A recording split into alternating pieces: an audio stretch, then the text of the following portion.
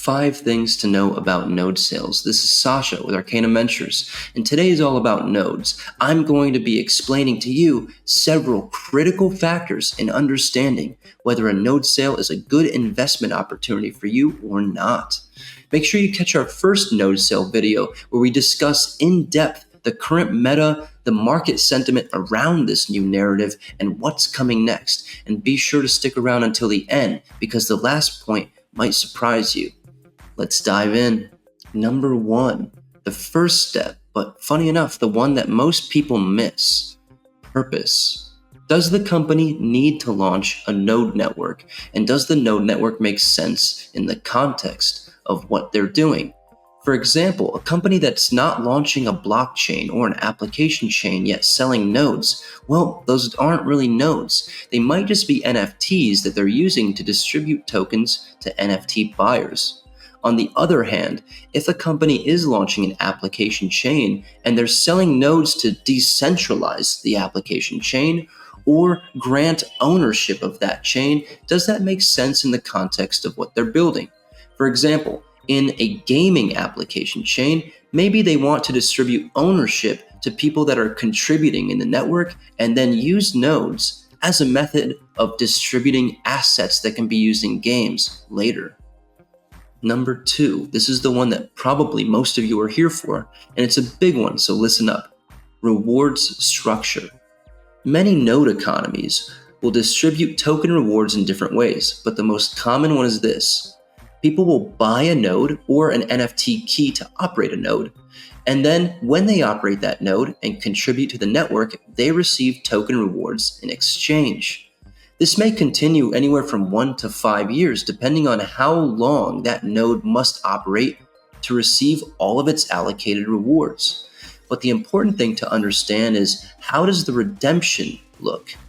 In some cases, we've seen node economies distribute points instead of token rewards, and these points must be used to redeem rewards under certain conditions or participate in governance or other convoluted benefits. But in the end, the narrative is always the same.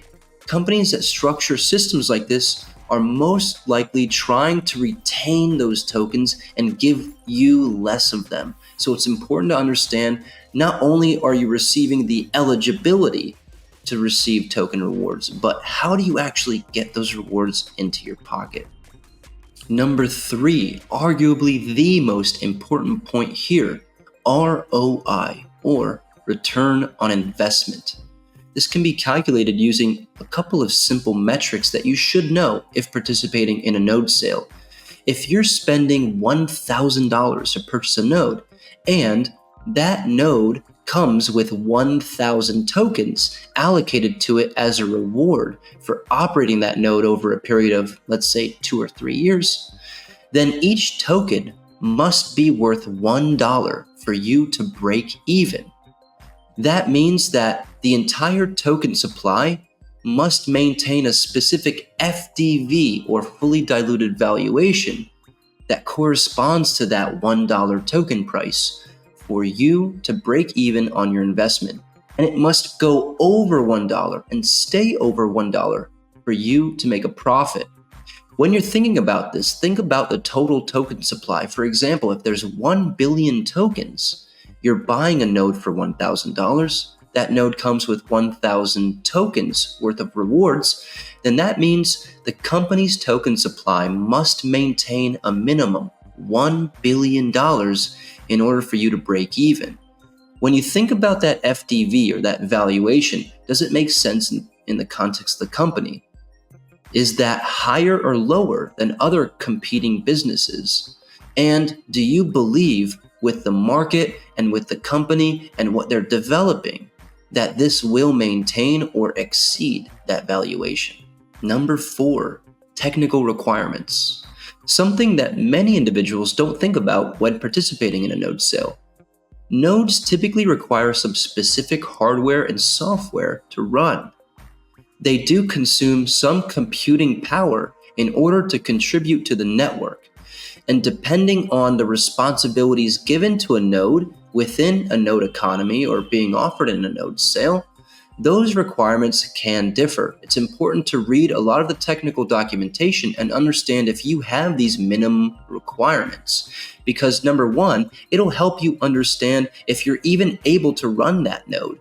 Number two, it helps you understand what the real value of that node is. If there are no technical requirements, for example, then it might not actually be a node. It might not be contributing to the network. And it might just be an NFT that emits some token rewards to you on some specific timeline. And this might be no different than a land sale back in the 2021 hype cycle. And number four, this also helps you understand if you don't have these requirements, are you able to delegate that node? There are many different types of node delegation services like NodeOps or EaseFlow. These services allow you to give them your node and let them operate it on your behalf while giving you the token rewards coming.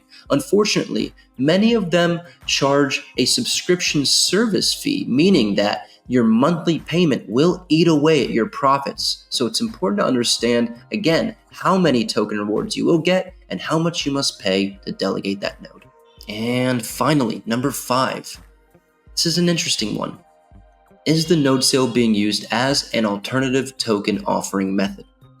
For example, this means, does the team sell nodes in addition to pre-selling tokens to VCs, investors, launchpads, and communities? This can make sense in certain contexts, but in others, it does not.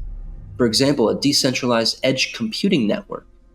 They may want to sell nodes to decentralize the network and improve the security and verification of it.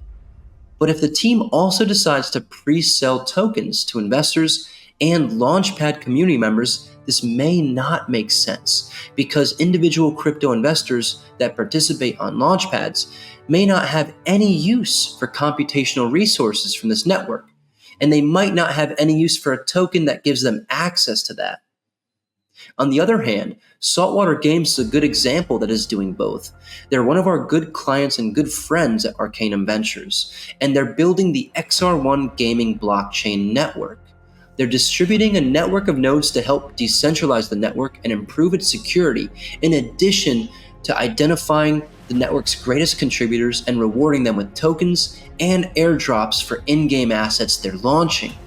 In addition to the node sale, they're pre-selling tokens on a number of different launchpads to community members.